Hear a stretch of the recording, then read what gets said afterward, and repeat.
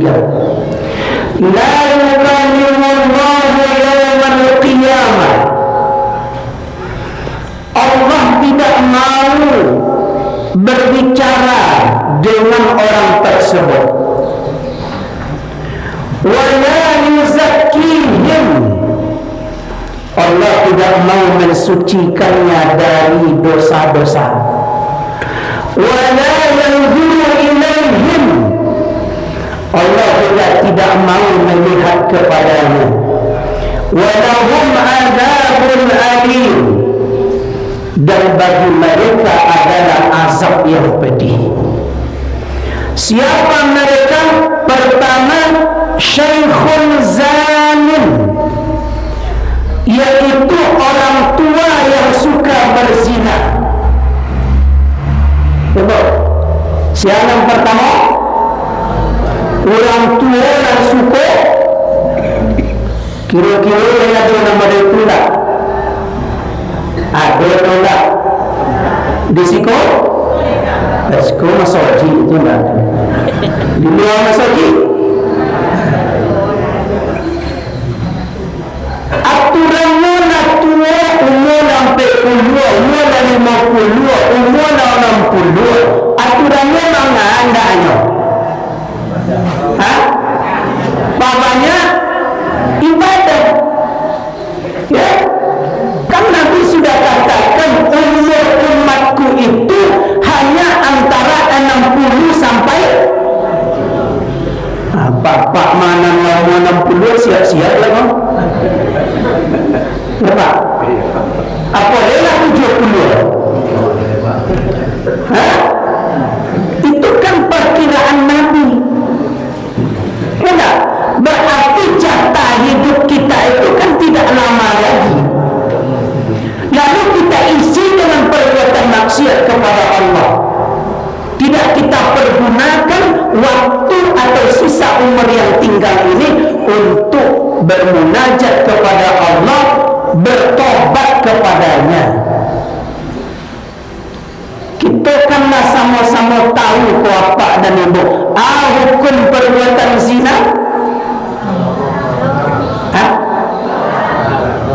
Haram apa halal? Kamu tahu apa? Sering kita mendengarkan ayat Allah, wala taqrabu zina innahu kana fa'ishatan wa sa'as sabila. Jangan kalian dekati zina, mandake saja. Tu awak pelapian awak pacaran. Ya bu? Iya tu nak? Dia indah laku kau piak tak didatangi, dia peli di cowok dah ya. Biko diizinkan pula anak awak pacaran, datangnya apel ke rumah awak. Tunggu sebentar ya, mama bikinkan teh manis ya. Mama pula dah mampu ya. Ya dok. Di siku ada. Alhamdulillah. Adikku lagi buaya temani, tunggu sebentar ya, mama ke belakang dulu. Papa dia lah anak gadis je bujang berdua. Lampu biko di padaman lo atau lampunya gelap. Itu kita beri namanya sarana dan prasarananya, fasilitasnya wa'agya. Awak tahu tadi Allah melarang jangan dekati zina. Kini carilah seperti yang disampaikan oleh ketua GNPF tadi, peraturan presiden nomor 28 tahun 2024 melegalkan alat kontrasepsi dan kondom untuk para remaja dan pelajar. Dah setuju bu? Kalau masuk kasarnya kok, berzinalah kalian kok. Berzinalah kalian. Kan itu bahasa kasarnya itu. Kini kalau ada anak muda, anak bujang juga kalau tertangkap di polisi ditanya, kenapa anda berzina? Jawabannya, kami suka sama suka pak. Apa pulang. Lalu bisa ditangkap gini? Bisa ditangkap apa tidak? Kenapa tidak? Tidak ada undang-undangnya. Namanya HAM, hak azazi. Negara kita tidak dalam kondisi baik-baik saja. Itu kecil ustaz kita tadi. Apoleh patangko ada pula ketika pasukan pengimbar bendera Sang Saka yang perempuannya dipaksa untuk membuka jilbab. Bu, ini yang bertanya ke bu, apa hukum menutup aurat? Mana aurat perempuan itu? Seluruh tubuhnya kecuali ya ayyuhan nabi. Nabi kata Allah, kul, katakan li azwajika, kepada istri-istrimu, wa banatika, kepada anak-anak perempuan tu, wa nisa'il mu'minin, kepada perempuan-perempuan yang beriman, yudanina alaihinna min jalabihinna, ya, tutuplah seluruh tubuhnya itu dengan jilbabnya. Surat Al-Ahzab itu ayat 59. Tutup seluruh tubuhnya dengan apa? Dengan jilbabnya. Kalau dalam surah An-Nur itu ayat 31, ya enggak? Tutuplah jilbabmu menutupi dadamu. Ada kawan tak bacoki atau mananggolak resutur jilbab anak mau tu jilbab coki ya Allah murah kau tutuplah dadamu. Dek kau dah cinganan tu kan banyak ada pakai jilbab kau bang masukkan ke blazer kan ikut kan bertentangan dengan ayat Allah. Bagaimana tidak akan menimbulkan syahwat bagi laki-laki yang melihatnya. Kadang-kadang ya perempuan juga yang mengundang sebagian. Ya, aku bajunya aku lah rancak aku ndak membentuk lekuk tubuh dah. Kecil ibu tadi ya ndak painyo ke tukang depak kecilnya ndak rancak dah bentuk baju solang aja baju awak dicubitlah sikau stepak cubit. Tahu cubit? Diambil koknatnya sikau. Tujuannya tu supaya nampak lekuk tubuhnya. Ya. Ya, supaya nampak rampingnya. Kan gitu. Padahal kita disuruh menutup berpakaian muslimah itu tidak membentuk lekuk tubuh. Ya, ini sudah jelas ayatnya. Tapi dilarang. Ketua BPIP mengatakan apa katanya? Musuh terberat Pancasila itu adalah agama kecilnya.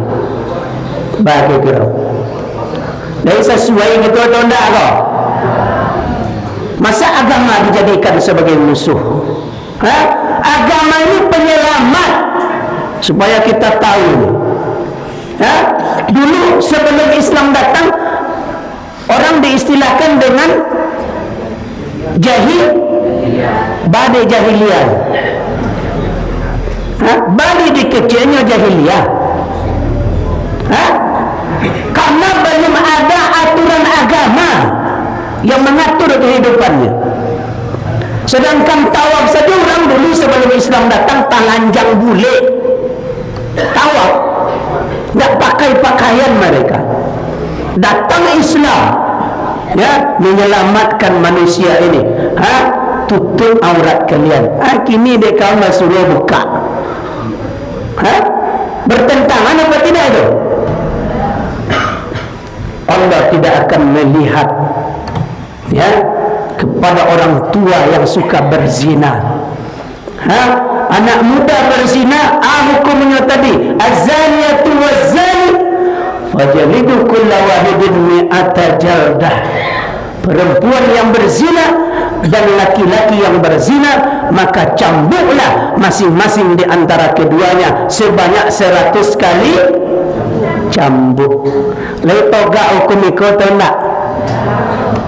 Kalau nyola tua katanya, dirajam sampai mati, disaksikan di tanah lapang, dikubur badannya sampai dado, diampok je batu sampai mati. Kok ditogakkan hukum model itu? Takut orang berzina. Takut atau enggak? Pasti orang takut berzina. Kini kan hukum syariat ku enggak togak do di negara awak. Itu yang kita inginkan sebetulnya. Tujuan kita tu enggak ada selain itu, bahas supaya syariat Allah ini ditegakkan di lembaga negara, dijadikan sebagai aturan, sehingga kalau ada orang melanggar maka hukum harus ditegakkan. Jadi hukum Islam itu bukan kejam do, Pak. Hukum Islam itu bukan kejam, tapi membuat orang jerah, membuat orang takut untuk melanggar aturan Allah Subhanahu wa taala. Kalau disaksikan di orang banyak tu hukumnya, pasti orang akan berpikir, aku awak kalau berzina no badekula nasib awak nanti kau. Ya. Nah, jadi itu yang pertama, ya. Allah tidak mau berbicara dengannya, tidak mau mensucikan dirinya dari dosa-dosa, kemudian tidak mau melihat kepadanya, dan baginya azab yang pedih. Siapa tadi itu? Pertama, orang tua yang suka berzina. Ya, secara umum zina kanlah sama tahu, bukan orang tua. Siapapun yang melakukan zina, siapapun dia, apakah dia tua, apakah dia masih muda, pokoknya kalau melanggar aturan Allah, maka dia harus ditegakkan hukum kepadanya, supaya jerah, supaya orang takut. Kini kan tak itu dah, ya tak? Hukum yang dilakukan, yang berjalan, hukum warisan Belanda. Hukum warisan Belanda itu nanti bangga-banggakan di manusia sampai hari kini. Makanya sampai kapanpun kalau hukum Allah dicampakkan, hukum Allah dimarginalkan atau dipinggirkan, maka yakinlah Allah akan belum menurunkan keberkahan. Ya, kalau ayatnya kan sudah jelas itu, ya. Walau anna ahlal qura amanu wattaqau la fatahna alaihim barakatin minas samai wal ard. Ya, walakin kadzabu fa akhadnahum bima kanu yaksibun. Jikalau sekiranya penduduk satu negeri beriman dan bertakwa kepada Allah, maka pasti Allah akan turunkan keberkahan baik dari langit maupun dari bumi. Kini kalau hujan hari nanti banjir bandang, longsor, ya enggak? Kini kalau gampo hari nanti tanah berjalan, gunung berpindah. Tu di Pariaman dulu Pak 2009, ambo jo kawan-kawan jadi saksi, gua jadi relawan. Ada salah satu namanya Gunung Tigo Pak, diangkat di Allah, ditimpukan di Allah ke suatu kampung. Orang sedang barolek ketika itu, sedang ada acara organ tanggul di situ.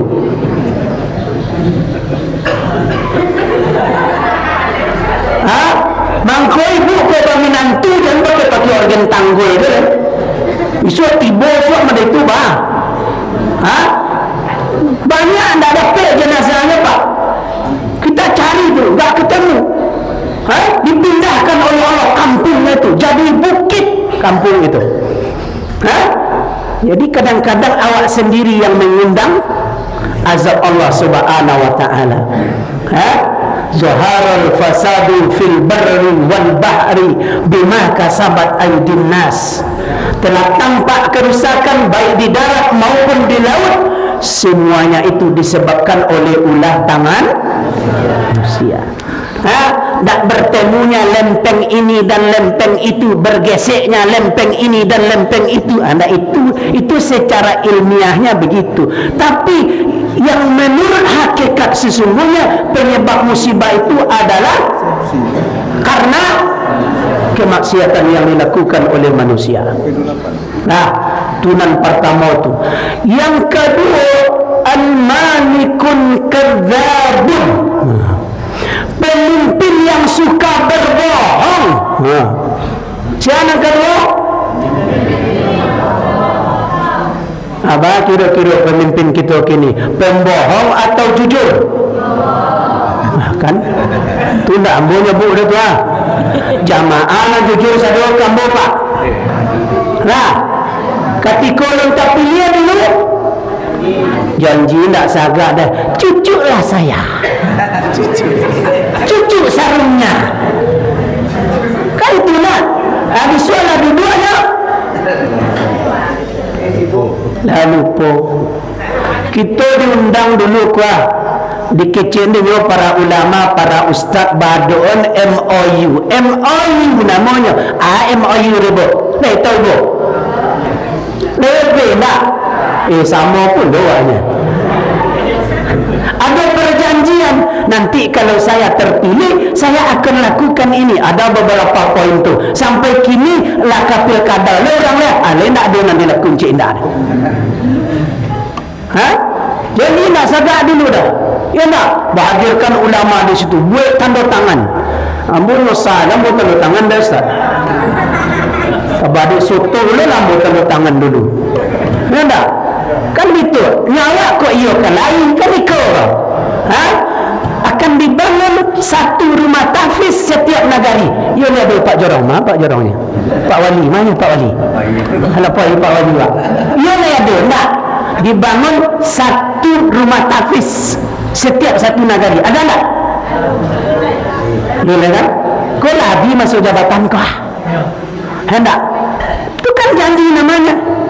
Kalau orang tidak menepati janji, apa namanya itu?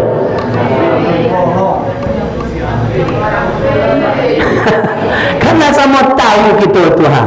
Lah hafal di kita hadisnya itu tak? Tanda-tanda orang munafik ada? Apabila berkata, apabila berjanji, apabila diberi amanah. Tuah Pak Jibu menjawab sadua hambul menyampai aja.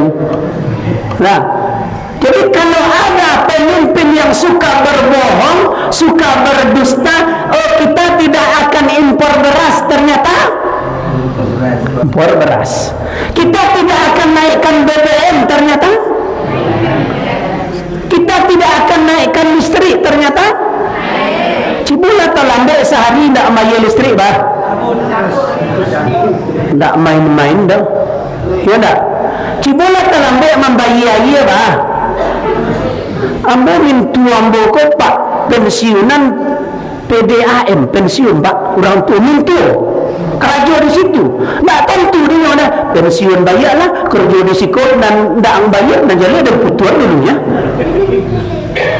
Ya seperti itulah negeri hari ini tidak baik-baik saja kalau bahasa Ustaz Sabir tadi ya. Ya. Kalau ada pemimpin yang suka berbohong, suka berdusta, kata Rasulullah tidak akan masuk surga. Tidak akan masuk surga. Inilah zamannya. Orang yang benar didustakan, ya, orang yang dusta dibenarkan, pengkhianat diberi amanah, ya, sementara orang yang amanah dikhianati. Ya, kalau ada orang elok tu ada singkirkan tu. Kau dapat jangan jadi pemimpin. Itu contohnya Anies Baswedan kan? Kalau orang baik disingkirkan karena dia sudah terbukti kerjanya. Kau nak iyo dah kali ini ada di gubernur iswa awak ni kecomel ni kan? Dulu lah ditutui dia Alexis, ya nak hotel tampil orang berzina ditutui dia Anies Baswedan, ya kan? Ada tu proyek itu ditutup semuanya, ya kan? Kau nak iyo ke dah? Orang-orang baik hari ini tidak berlaku. Kini kalau maju ada uang nepiro kuah lebih banyak tidak. Kalau lebih banyak kok mana barang majulah. Tapi kalau tak ada kau ya Allah. Jadi orang memilih sekarang bukan karena tingkat kesolehannya, bukan karena kebaikannya, tapi karena wah. Tu dalam Al-Quran lah diceritakan tu tentang kisah Talut dan Jalut itu ya. Ya, ketika Allah mengangkat pemimpin ketika itu adalah Talut, ya. Ketika itu mereka protes, badinyo nambang keknya dari orang miskinnya, kami kena orang-orang kaya, orang berpiti, banyak kami berpilih kecil. Ya, karena dia punya uang, bukan karena kecerdasannya di dalam memimpin, bukan itu. Maka jangan kita tertipu lagi. Kini jujur awak, sana dapat serangan fajar petangga. Ada tak dapat serangan fajar? Ada sampai ambo tu kecilnya ustaz. Ambo sebenarnya tak akan memilihnya, ada ustaz kecilnya. Sebelum subuh datangnya. Tu bah, 5 piti. Berat. Sedikit aja. 300. Tu apa terima? Tiga lah kecilnya kan. Bagiannya awak. Aturawan tak akan milihnya dah kecilnya. Padahal kita lah sama-sama tahu ya tak? Orang yang menyogok dan disogok kedua-duanya di dalam olar. Ya, jangan mau jawab dikicu adek gara-gara piti 100.000, piti 200.000, piti 300.000, sudah tua menderita. Tak kasalame tu nama model-model itu tu. Dulu di luar daerah Sumatera Barat ni nak? Bukan Sumatera Barat, luar daerah Payakumbuh ni kita dapat cerita dari kawan kan, ya nak? Ketika pilkada tu datanglah nyo, ya nak?